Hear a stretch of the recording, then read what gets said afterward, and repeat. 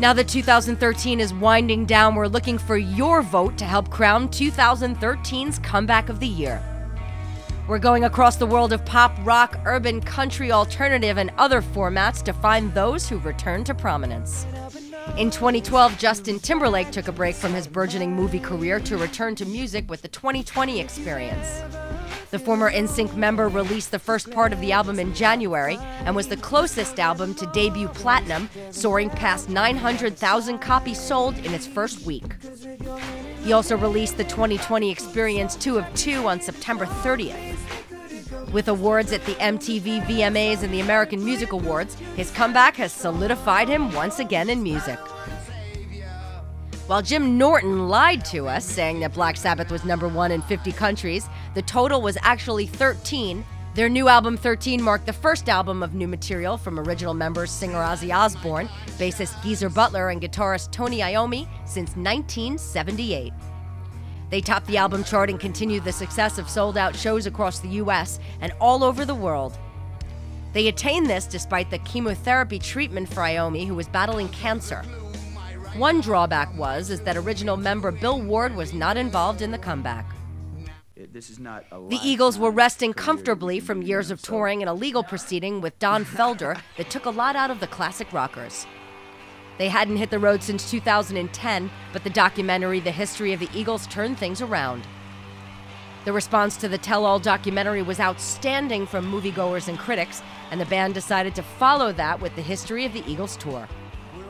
The band played 3 nights of sold-out shows at Madison Square Garden, welcomed back original member Bernie Leadon, and played mostly hits while letting fans in on key moments of their career. While they didn't release a new album, they didn't have to. Long live classic rock.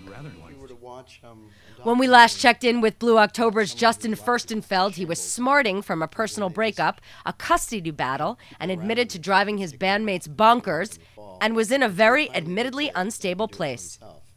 In 2013, Furstenfeld is a changed man.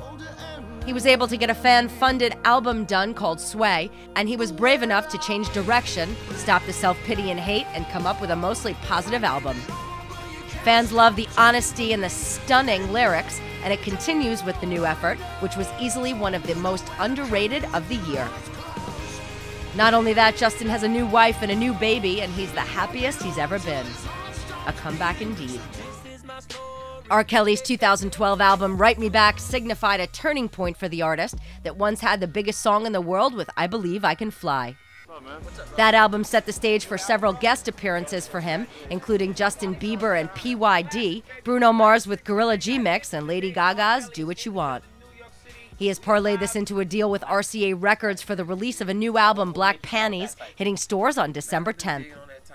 For that record, he was able to score guest spots from Ludacris, 2 Chainz, Kelly Rowland, and Young Jeezy.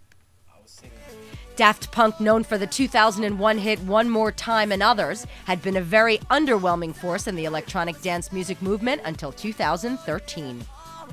Their last studio effort was 2005's Human After All, and 8 years later, Random Access Memories took the year by storm. The tune Get Lucky was also perhaps the biggest and best, and it featured Pharrell Williams and Chic member Nile Rodgers, who also appears on 2 other songs on the effort.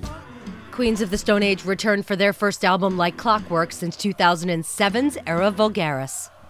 Vocalist and mastermind Josh Homme was burnt out at the time, but after a stint with Them Crooked Vultures and buddy Dave Grohl, his passion for music was reignited. Like Clockwork was the first album by Queens of the Stone Age to debut on the Billboard 200 album chart at #1. It also featured an appearance by ex-member Nick Oliveri. Please click the appropriate link to vote.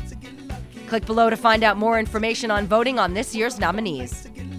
Winners will be announced the first week in January and are determined by a combination of your votes, video views, and thumbs up and/or down.